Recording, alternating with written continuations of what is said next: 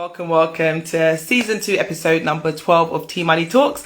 I'm your host Tolu, and on this weekly live series, what we do is we have real open conversations about money. So every single week I've been joined, or should I say for the last 12 weeks, or 11 weeks rather, I've been joined by a special guest to talk about one important money topic or another. And today is actually the finale of the season. So we're on episode number 12, and I have an incredible guest lined up for you guys to have this last conversation with me. So the season's going to be out. Season 12 is ending, and I'll be back again later on in the year, towards the end of the year after the summer holidays, to bring season 3. So watch out for that. But I'm so excited for this evening's episode. So my voice went earlier this week, and I can hear it starting to go a bit cracky now. But I'm hoping it will just hold out for this episode, because I'm definitely wanting to go through this episode. I definitely want to finish this episode because it's going to be absolutely amazing.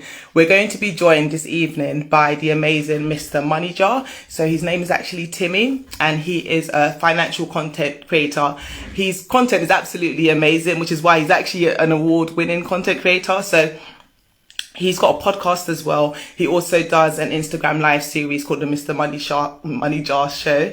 And that was actually the inspiration behind me actually starting T-Money TaIks. Like, I was following the Mr. Money Jar Show from last year when he started it. And it's just been incredible. Every week he has a special guest talking about one financial topic or another. And it's just been incredible hearing all those open conversations about money. And I was like, no, I was so inspired by what he was doing that I was like, yeah, I would really love to do that on my platform too. So I could definitely thank Timi for that. But this evening, we're going to really be talking all about that financial checklist that you guys want to have in place for summer holidays, because summer holidays is coming. Yes, lockdown restrictions are kind of lifting-ish, but it'll be good to kind of just have that conversation about things to really consider and things to prepare for or plan for.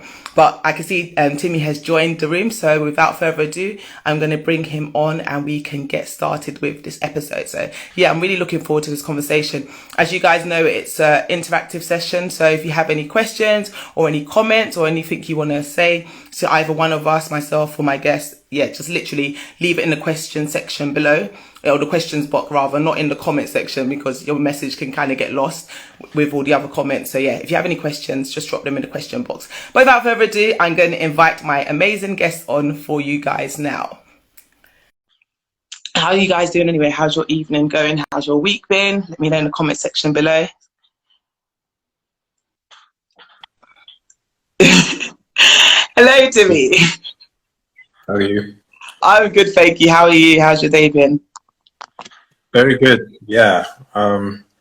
It's so warm, and like I just feel like the worst person ever, because like last month I was complaining about how cold and rainy it was, and now I'm complaining about how hot it is. But like, I'm just trying not to complain.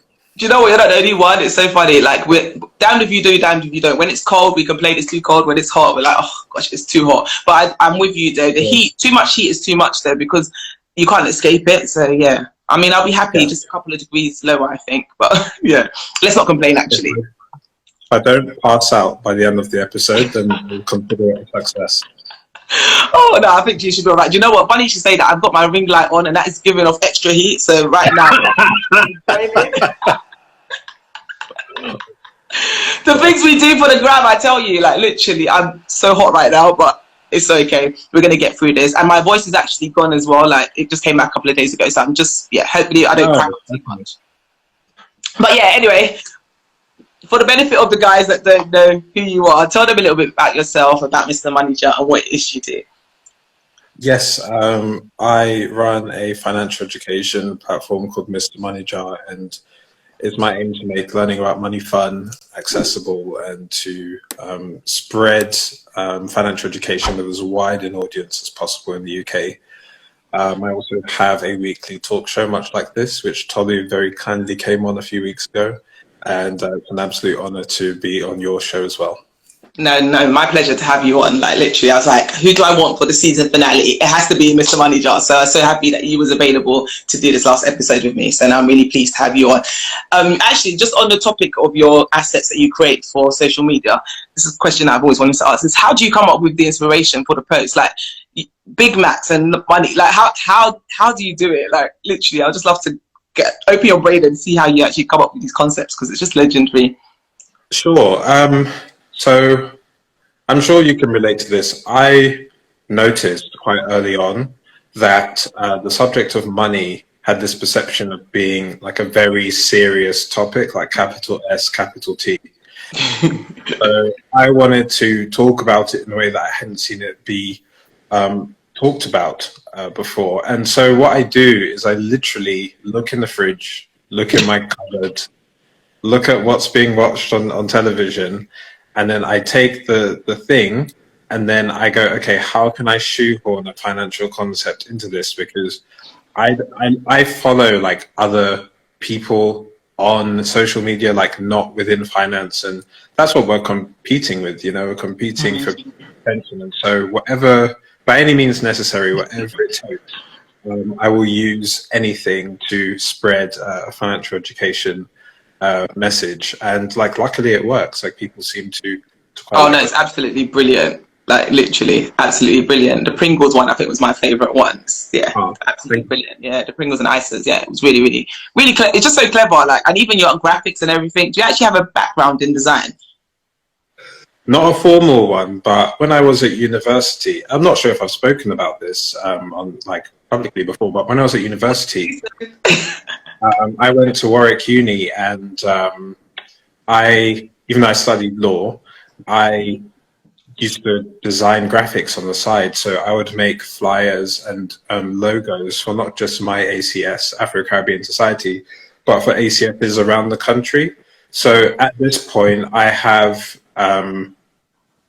like just over 10 years of graphic design experience. So it's not an accident or anything like that. I've been designing stuff for a long time, and it's been very interesting to look back and see some of the earliest stuff. The growth. Even if you scroll further down my feed, like the stuff that I was designing a year ago is very different to what I'm designing now.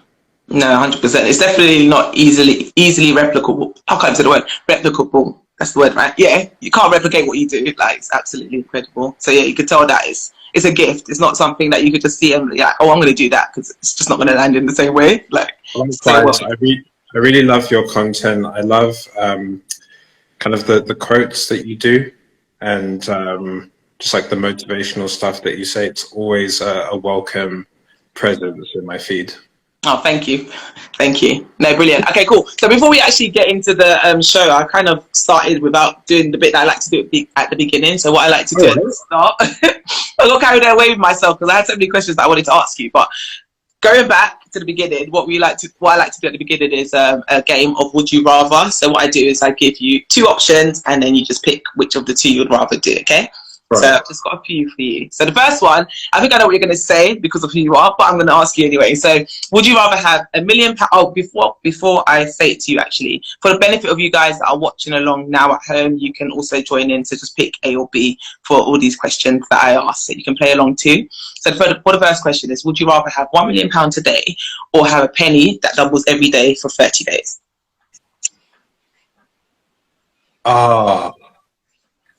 Okay, wait, hold on. So £1 million a day, or a penny that doubles every day for 30 days. I know that if you double a pound every day for 30 days, you end up with $1 billion. So if we divide that by 100, you end up with, is it like 10 million? So yeah, I'd take 10 million. I'm actually so impressed that you just did all that mental arithmetic. Wow, okay. I hope that's correct. It was like 5 point something million after 30 days. So yeah. Spot on. Okay, so you take option 2 then, yeah. Yeah, because I think most people, if you had asked me this question like maybe 3 years ago, I would definitely said A, like what am I going to be doing with 1p? But the compound effect, like literally it applies so well in that equation. I'm like, okay, give me the 1p that doubles every day. So cool. Okay, next question. This isn't money related, but it's just an interesting would you rather question. Would you rather be able to fly or be invisible? So which would you prefer as a superpower? I'd rather be invisible, because the thing with flying is that, like, I think it would be really boring. Like, if you know, going on a plane is fun because you have like snacks and TV, like films to watch and stuff. But if it was just you, a person flying, like imagine flying to Australia, like imagine just 9 hours in the sky by yourself. Do you know how? So I'm laughing because I'm picturing it. It's like you just killed it. Yeah, it's probably not going to be the most fun experience, is it? Just yeah. You'd hit like birds, and like you have to dodge out the way. Yeah, so I'd find use for invisibility, I think. Yeah, sorry. Oh my gosh, you're actually making me cry now. I'd rather be invisible too. I'd go with invisible too, but that's just because I would love to be a fly on the wall in so many rooms. So it would be so good to like sneak into family and friends and see what they're all doing. Okay, so the next one: would you rather always be 20 minutes late for an appointment or 30 minutes early? Which one would you rather? I'd rather be 30 minutes early. I have a history of being late for things all the time. It was a really bad habit I met that I managed to work my way out of once I met Jenny, my partner, because she and like her whole family, they're just always on time.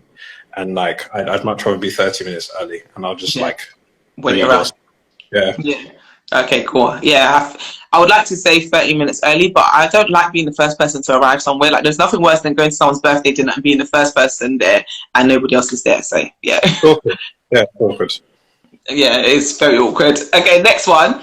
Would you rather have an easy job working for someone else or work for yourself, but your role be incredibly hard? I'd rather the former. Yeah. Okay. If it's easy, because like, so right now I work for myself, and I feel very grateful to be able to do so, and I've wanted to do so for a long time. But like working for someone else, presuming that it's easy and it's nice, you get to learn on the job. You don't have to do like all of your financial admin and stuff. You have colleagues, you have like work parties and stuff. So yeah, I'll go for that, the first option. Yeah, ditto, definitely. Why do you want a difficult life if you don't have to, kind of thing? Yeah. Yeah, work for yourself is cool, but you don't want it to be so hard to the point that you don't enjoy it, because life is about enjoyment at the same time. So totally with you on that one. Okay, cool. One more, because I'm conscious of time. Which one should I do? Okay, yeah, this is an easy one. Would you rather be able to travel everywhere for free or be able to eat everywhere for free? So which one would you rather? Oh, that's a really good one. Travel everywhere for free or eat anywhere for free? I'll take the travel, because if I take the food, I'm putting on weight. Could you imagine just being able to walk into whatever restaurant you want to eat what you? Yeah, no. I would eat myself to death. But like, if you can travel everywhere for free, then that's cool, because then you can just go where you want. Yeah, no, 100%. I'll take the travel over the food. As much as I love food, I think having it in abundant supply, access, yeah, it's just dangerous. Very dangerous territory, I think. Okay, cool. Brilliant. Thanks for playing along. You was a good sport. We enjoyed playing that with you. Got to learn a bit more about you from that game, actually. So, cool. So, moving on now to the conversation at hand. So, obviously, today's live is all about the holiday financial checklist. So, we're going to be talking basically about preparing for summer holidays, I guess, because now COVID is... I don't even know if I'm allowed to say that word on here, but now that obviously hopefully it's going to be restrictions are going to be lifted and we're going to be able to start hopefully making plans for summer holidays. Some people probably already have started making those plans. Other people are like, oh yes, as soon as we get the green light, I'm out of here, kind of thing. But just before people like rush to book their holidays, I guess it would be good to kind of discuss, or give ideas and strategies and advice, I guess, about booking holidays, best practices, things that people should consider before they just go and click the button and book a holiday out of the country in, let's say, July or August. So with that being said, I guess the first question, I've kind of jumped actually ahead of myself, because what I wanted to do is a bit more background research on yourself. Research, I sound like a researcher, but no, I wanted to ask you a couple of questions actually. So pause that one. We're going to come back to talking about the holidays, but just, I guess, a little bit more of insight into Timi. So that's what I like to do at the beginning before like going into the topic, is kind of find out a little bit more about my guest, a little bit more about your background. So obviously you're a finance content creator, but it'd be good to kind of understand a little bit more about Timi, what your background was like with money versus now. Has it changed? Has it not changed? What even prompted you to go into the finance space? So I guess that's two questions in one, but yeah, you can answer as you wish. I think Mr. Money Jar, like I've always been interested in like how money works, why some people have a lot of it, why some people don't, how to manage it, how to invest. All these things have always interested me. But I think that what drove me towards wanting to really research it deeply was just the high cost of living in London.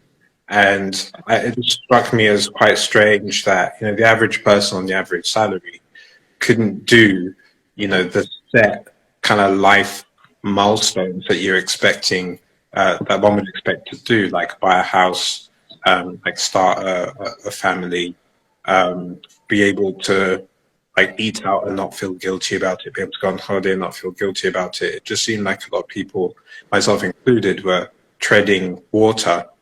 And so I started reading, started listening to podcasts.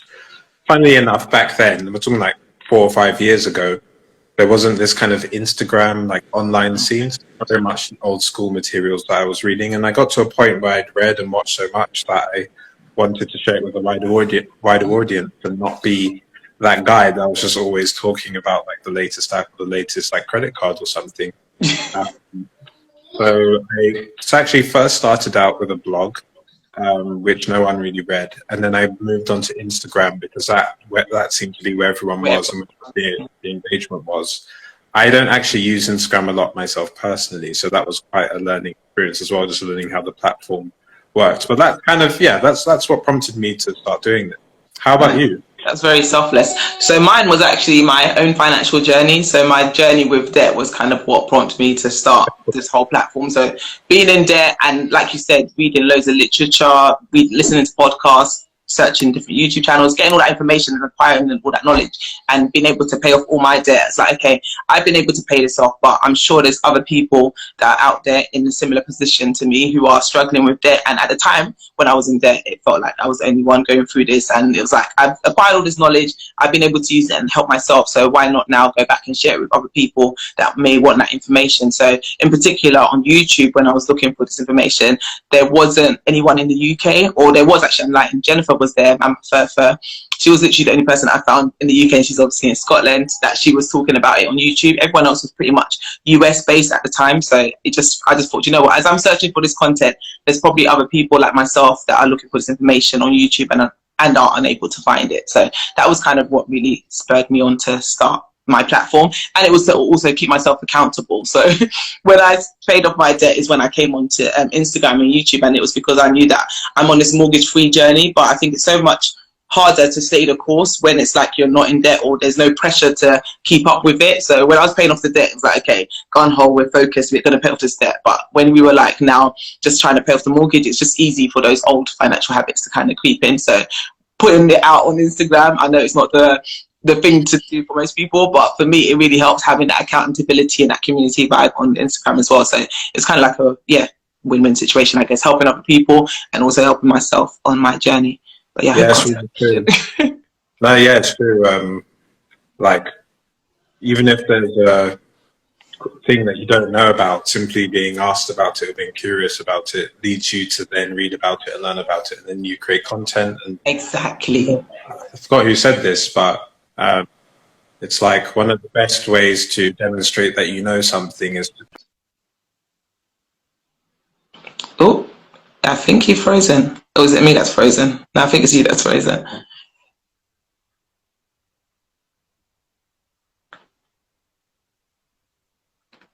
Oh no. In the comment section, guys, let me know if you can hear Timi and it's not just me that can't hear him. Because I can give it a couple of seconds, and if it doesn't reconnect, I can save this and go again.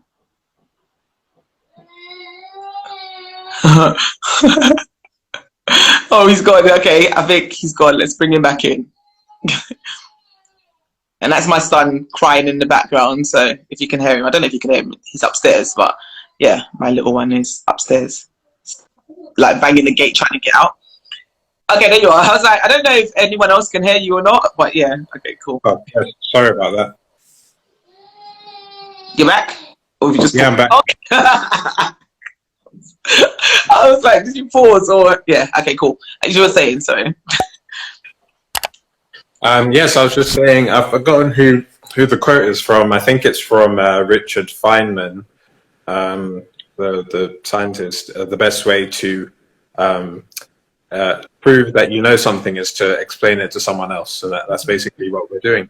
Yes, exactly. No, and that's actually really, really true. It's true, because there's one thing thinking you know something, but having to explain it, yeah, it's true.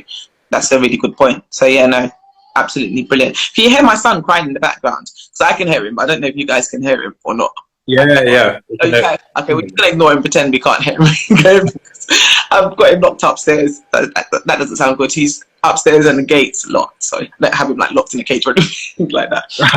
But yeah, the stair gate's locked is what I mean. Yeah, cool. Okay. Oh, just before we go on, actually, I was just going to ask, from what you were saying in terms of podcasts and books and resources that you kind of use to learn the financial education that you acquired, any recommendations or any books that you would recommend to anyone to listen to that wants to get started with personal finances? Yeah, one book I can recommend is The Richest Man in Babylon. There are obviously tons and tons of excellent books, but I think that's a great gateway book because it's kind of written in the style of Old English, so it's a bit quirky, but it's really short. And I think that, for anyone who's listening to this back, you can finish it in the space of a week, and it'll teach you about the basics of saving and paying off debt, and it actually focuses a bit on personal development as well. So how to be productive, how not to procrastinate, and that sort of thing. In terms of the podcasts that I first started listening to, I actually first started listening to business podcasts. Okay. I listened to and really enjoyed a podcast called How I Built This. Oh, no, I don't know that one. A few years ago.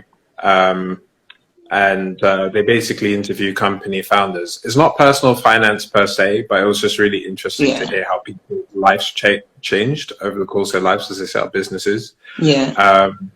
And Gabby Dunn's Bad with Money is also very good. But then, of course, there's all the podcasts that our peers make in the UK. So Kia's Pennies to Pounds, Andy Webb's Cash Chats, Bolasol's The Last Three Digits, Black Girl Finance podcast. This is a problem when you're listening, so you don't want to miss people out. But there are just so many. There are lots, yeah.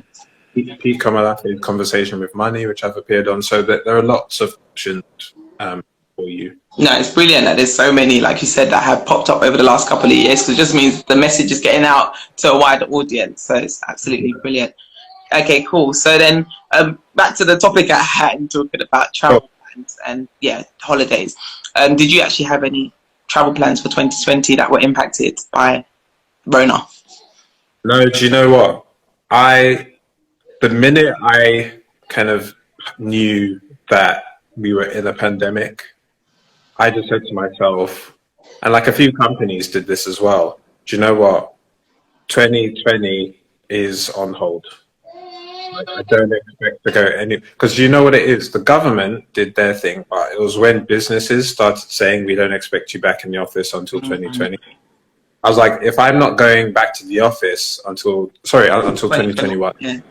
If I'm not going back to the office until 2021, then I'm most certainly not going to the Caribbean or to South America or anywhere else into it until 2021. So I didn't expect to do so. Things looking a bit more promising this year, though, particularly with vaccinations going so well. So I feel like, at least within the UK, once everyone's had their 2 jabs, like being able to move around within the country is going to become a lot easier. Yeah, definitely. Yeah, no, for me, last year, I can say I can blame it on Rona, why I didn't travel. But to be honest, I wasn't traveling last year anyway. So I was like, no holidays for 2020, because we really wanted to prioritize building our emergency fund, etc. last year. So yeah, travel plans were put on hold. And then this year, it's actually a big anniversary for us. And we wanted to travel internationally, but because of how things are, which I guess we're going to talk about more during this live, but it's just there's too many things that could go wrong if we travel. So like traveling and then all of a sudden they say, oh, it's on a red list, you can't come, you have to come back today, or all these things. Like I just think the whole like red, amber, green thing, you have to, can you go or can't you? Exactly. It's sort of like the tiers. There are so many different variations for each. Or like the COVID threat level meter, each additional thing becomes additional risk factor. So exactly. I think this is kind of a financial point, which is if you are booking holidays, it could be a good idea to put whatever you're in, and particularly in this climate, put whatever you're booking on a credit card if it costs over £100, because that way you get the purchase protection on your tickets, your accommodation, whatever, and then also check the refund policies as well. You can book stuff with relative peace of mind if you know that the booking can be reversed or transferred down the line. But if it can't be, then that's quite stressful. Yeah. No, that was actually one of my questions that I want to list. So you've answered it in advance, because I was going to say, in terms of booking holidays, would you recommend booking them on credit card and debit card? Because I know obviously credit card is what people recommend because of insurance and things like that. But then I've also heard that if you book it on debit card, that you can also get refunds too. But I don't know if that's actually true or not. Do you know anything about that? You can. I think it's called chargeback on debit card. But I think that's. I forget which end it's on, but it's at the discretion of, I think, the person you buy the item from. Whereas when you put stuff on a credit card, it's the credit card who has the relationship with the vendor. And so if you do ask for the money back, the credit card company gives you the money back, and then they have to sort of deal it. No, makes sense. Cool. So then, travel for 2021. Are you planning to leave the country? What are your travel plans for this year? No travel plans for this year, but if things do change, it would be nice to go somewhere even in Europe. But like 2022, yeah, good look at Get out. Yeah, I'd love to go away in 2022. I didn't answer your question fully, because I just remembered, yes, I was meant to go to Spain last year and didn't end up going. Okay, no, that's cool. But yeah, 2022, same. I'll be hopefully, God willing, traveling. But yeah, this year, definitely not. But I know there are people that are on this live or that are going to watch the playback that probably are planning to travel this year, which is why I thought this conversation would be a really good one to have. So I guess the first question along them lines that I wanted to ask you was, what kind of things would you say people need to consider when preparing financially for a holiday? Yeah, so let's imagine we're booking for a holiday either later on this year or for next year. Is like, how are you actually going to pay for everything? So a great way to plan for any sort of future event is to use sinking funds. And I really like the app-only banks for this, the ones that let you set up, pots, spaces, vaults. Create a budget for the total cost of the trip that you want to go on. Calculate how many months it is in advance, and then put that amount of money, the total cost of the trip divided by the number of months away that it is, and then put that money away every month, and then you have your kind of holiday pot fully funded. I also like cashback and reward credit cards as well. I think Amex has some of the best credit cards on the market at the moment. But whichever provider you choose to go with, they'll have certain conditions on either how much you need to spend over the course of a year or how much cashback you can get back.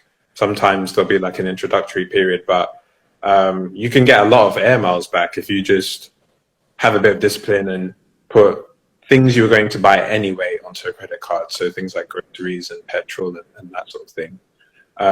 So yeah, both of those things come to mind when it comes to how to fund the holiday in the first place. No, definitely. I think very important things. And I think just in terms of preparing for holidays, so just going on from what you said, it's important to have that money set aside to pay for the holiday. So yeah, like you said, save it in increments towards that date so that the money's there already. But I think with what's going on now as well, it might even be an idea to have more than that money set aside. So like, let's say it's a £300 or £300 US. Like, let's say it's a £1,000 trip that you're taking, for example.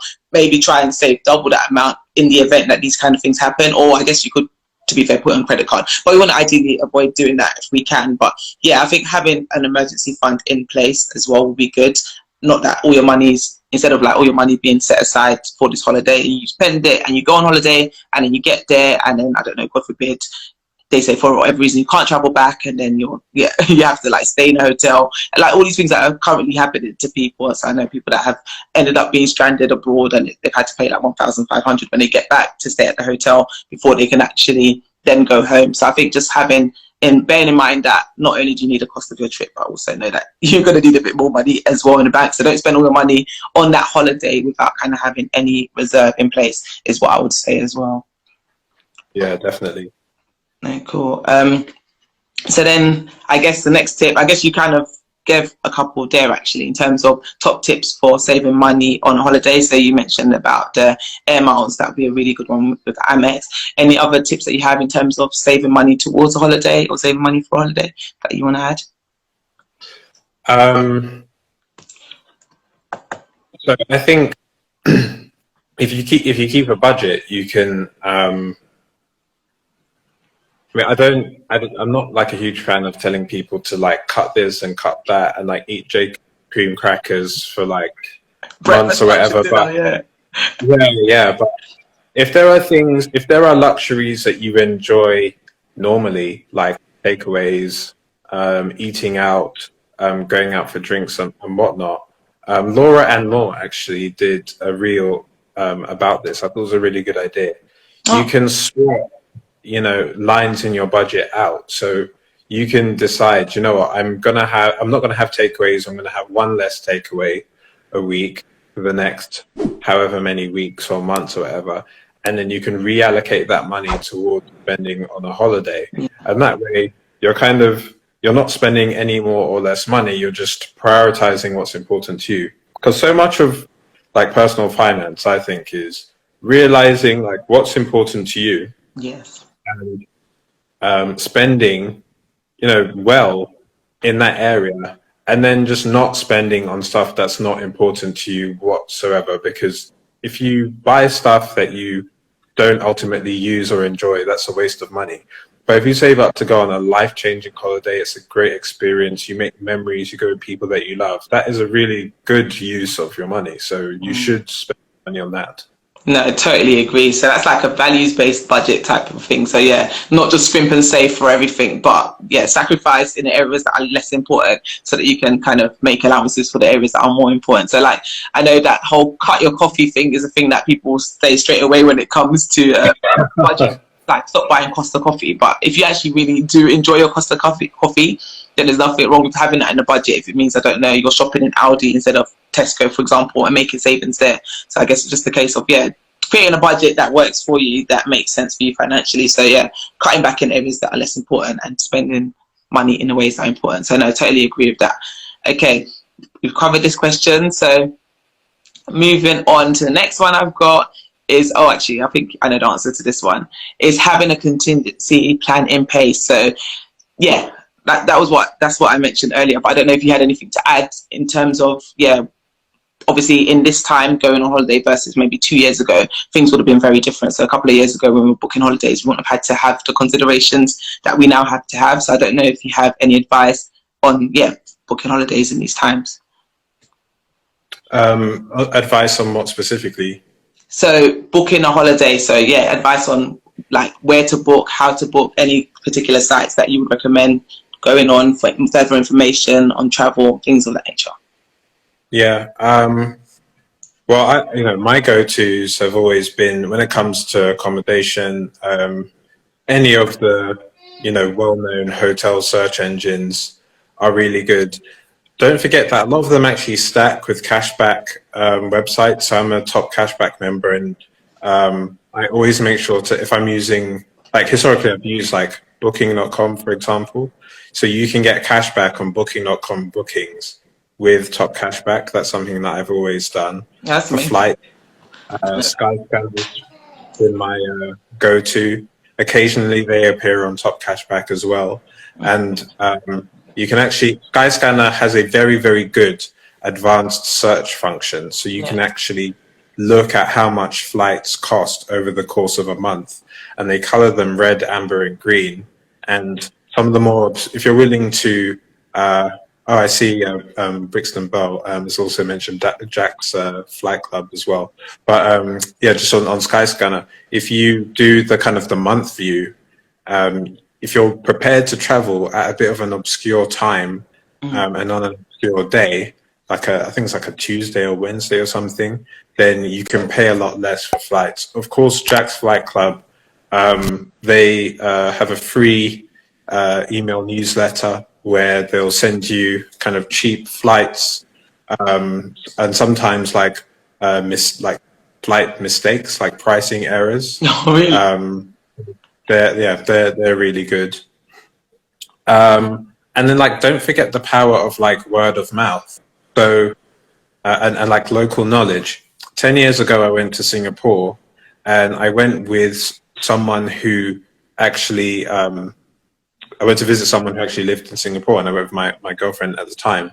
And like I don't think we went to a single like proper restaurant the entire time we were there. We just went to like eateries and like food halls and stuff, and the food was amazing and the experience was amazing. But the reason why we didn't get tourist trapped was because we got all of our recommendations from someone who lived there.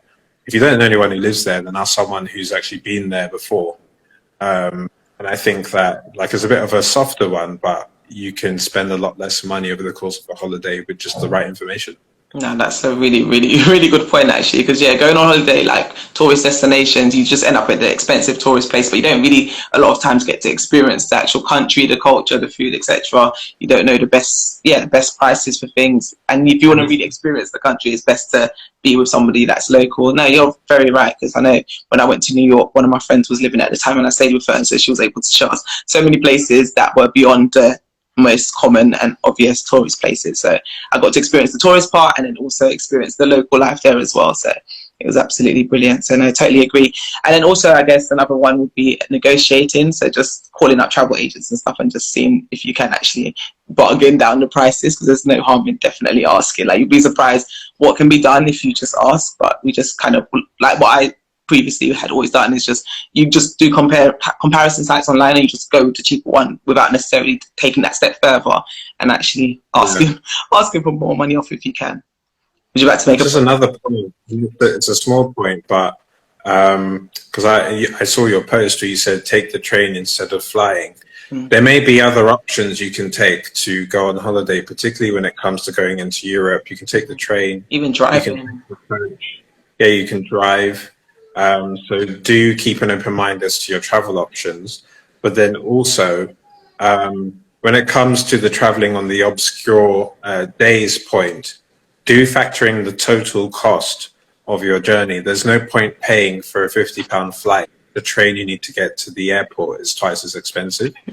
So figure out the total cost of the journey to and the journey back, and then book accordingly. That can sometimes catch people out. No, that's actually a very good point, actually. And also be aware of those all-inclusive packages as well, because they're not always the best deal. Because, I've been duped a few times on those kind of all-inclusive deals, thinking, the transfers were free. But then if you actually work out the price of the hotel and the flights, it's like if we had booked it individually and paid for transfers, it would have still been cheaper. So it's just, like you said, look at all the different options before you just book. So no, definitely, totally agree. I guess just last bits of advice that you'd give to anybody regarding holidays, accommodation, travel, insurance, etc. Just any kind of advice that you'd give to the people when it comes to booking their summer holidays, or things that they need to be aware of or consider. One thing that I can share is that so I've had a couple of holidays that have gone wrong, like the flights have gone wrong. In 2019, I went to Rome, and the plane had to do an emergency stop in Nice because there was an issue with the engine. It was actually looking back, quite a traumatic experience, because normally when I'm on see your face. Sorry, normally on a flight, and you hit some turbulence or like something happens, I normally look to the air stewards for reassurance. Yeah, like these air stewards were not calm. I think what actually happened was carbon monoxide was like coming into the plane and was making people ill, and I think that there was concerns that that it might affect the pilot or the stewards and stuff. So we had the fastest descent ever into Nice. in France. It was really, and the plane was deadly silent. And also, they didn't like tell us what was wrong until we landed. And even then, they didn't really tell us. Then we had to wait in Nice for like 3 hours. The year before that, I have really bad like flying luck. I was flying to Thailand with Jenny, and again, we had to stop. We had to stop in Singapore, and we couldn't get our connecting flight to Koh Samui in Thailand because of like the failure of the plane. And in both instances, I applied for flight delay compensation. So between the two of those trips, I would say I got something like we got 2 to 3 grand, like between the two of us, by using a website called resolver.co.uk. So if you have a flight, basically an EU flight, which is either leaving the country or coming back in. Actually, no, does this still apply due to Brexit? That's the point. Well, back then, you could apply for compensation if your flight was delayed by 3 hours or more. And that's just something to be mindful of. Like if things do go wrong, check what your entitlements are. No, absolutely. Yeah, because I had a colleague that was the one that told me about this a few years back. I was like, what, they paid you? I didn't even know that was a thing, because previously, prior to that, I'd been in that position where my flight was cancelled or delayed, or I was kicked off the flight because they overbooked it, and I didn't know that I had those kind of rights. So no, it's actually very useful to know, because yeah, if the compensation is there, you might as well try and get it. And from what I remember him saying, it wasn't too hard to get it either. It's not like a long process to request that compensation. So no, definitely worth looking out for, guys. Okay, cool. So then I guess last question, Mr. Money Jar, is what's next for Mr. Money Jar? What can the guys expect from you, or any updates or anything that you want to share with the guys before we go about Mr. Money Jar and plans for the next year, 6 months, however? So I would love to be able to join you and many of the other great creators on YouTube. So I'm really happy with how Instagram is going, but I'd love to start creating video content as well. Just sort of replicate what I've done on Instagram, on YouTube. I'm still trying to think about how I'd like it to look, because I would love it to be graphics based, but that's basically what's coming next for me. Or like maybe an animated version of Timi. That would be really cool, actually. Yeah, maybe. Yeah, maybe. Okay, so watch this space for what's coming. Okay, cool. And I guess just before we go, any questions for me? Anything you want to ask before we close up? It's last episode. Yeah. What's next for you as well? Oh, what's next for me? Oh my gosh. So taking a break.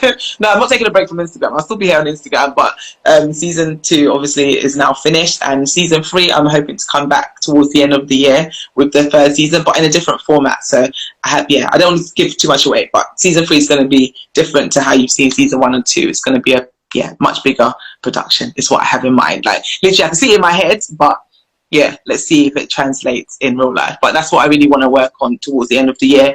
And then I guess just also what I'm working on is my course. I'm doing an online course, like budgeting course, which still working on that and just putting that content together. But other than that, consistent Instagram content you can expect from me. That's something I want to get back into. So I was doing well up until end of April, and in May I kind of took a hiatus, and now I'm back again. I'm like, no, I need to get consistent with it. And Reels as well. You're going to see me on Reels a bit more, like the way that thing, I don't know why it intimidates me so much, but it really does.